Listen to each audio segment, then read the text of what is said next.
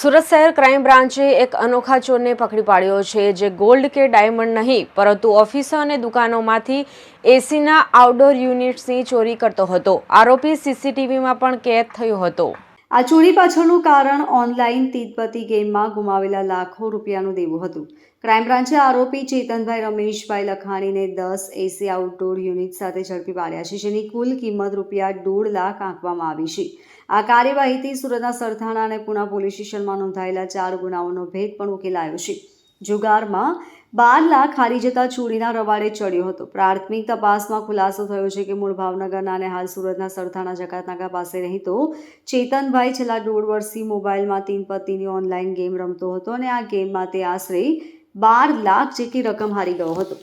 આ દીવાના બોજ તળે દબાઈને છેલ્લા 3 મહિનાથી તે ઘરેથી નીકળી ગયો હતો અને 4 સ્થળોએ રહેતો હતો.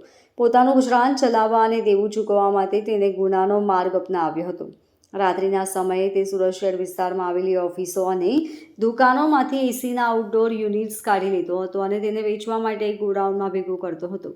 ક્રાઇમ બ્રાન્ચની ટીમે ચેતનભાઈને જિલ્લાની બ્રિજ નીચે જ્યાં રોડ પરથી પકડી પાડ્યો હતો. આ ગુનામાં સરથાણા પોલીસ સ્ટેશનમાં 2, પુણા પોલીસ સ્ટેશનમાં પણ 2 ગુના ડિટેક્ટ કરવામાં આવ્યા છે.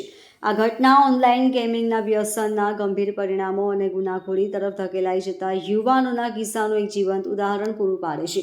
Bureau report LK star news, Surat.